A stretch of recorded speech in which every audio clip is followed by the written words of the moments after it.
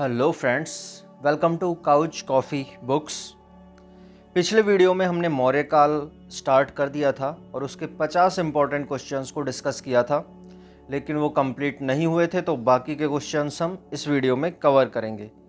तो चलिए स्टार्ट करते हैं with the first question.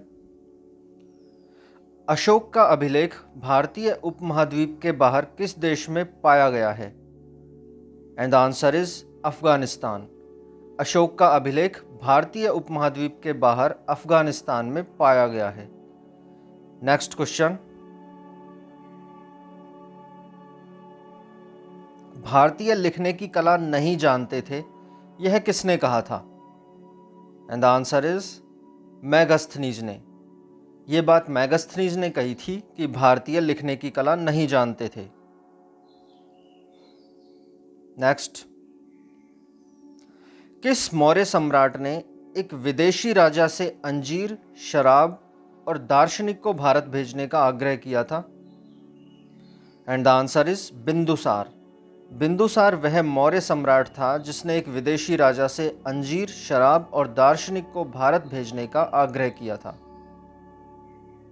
Next question.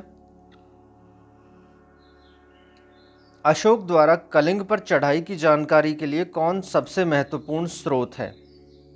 And the answer is 13वां वृहत शिलालेख। अशोक ने कलिंग पर चढ़ाई की थी, इसकी सबसे अच्छी जानकारी हमें 13वें वृहत शिलालेख से मिलती है। Next question. बिंदुसार की मृत्यु के समय अशोक किस प्रांत का गवर्नर था?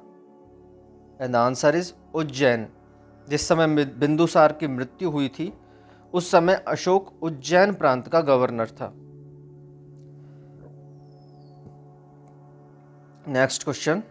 किस शिलालेख में अशोक ने घोषणा की है कि सारी प्रजा मेरी संतान है? एंड द आंसर इज पृथक कलिंग शिलालेख। पृथक कलिंग शिलालेख में अशोक ने घोषणा की है कि सारी प्रजा मेरी संतान है। Next question. कौन सी घोषणा युद्ध और हिंसा के प्रति अशोक के आंतरिक दुख को स्पष्ट करती है?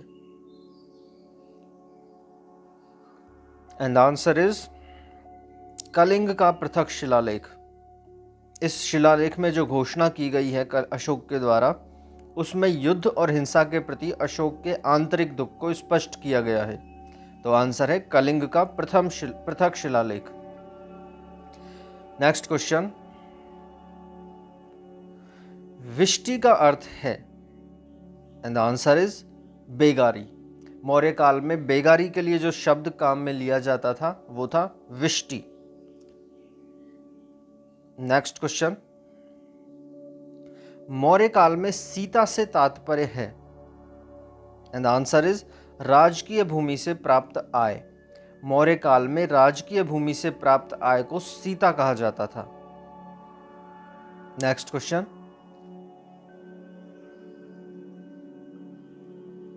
मौर्य कला का सबसे अच्छा नमूना माना जाता है?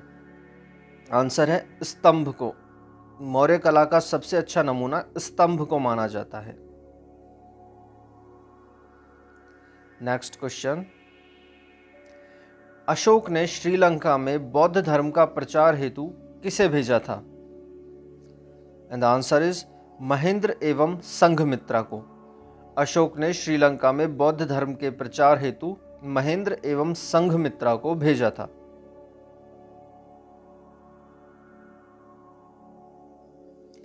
अशोक के मनसेहरा पाकिस्तान तथा शहबाजगढ़ी पाकिस्तान से प्राप्त हुए वृहद शिलालेखों में किस लिपि का प्रयोग किया गया है? And the answer is Kharosthi. Pakistan के दो स्थानों मनसेहरा और शहबाजगढ़ी से जो अशोक के वृहद शिलालेख मिले हैं उनमें खरोष्ठी लिपि का प्रयोग किया गया है। Next question.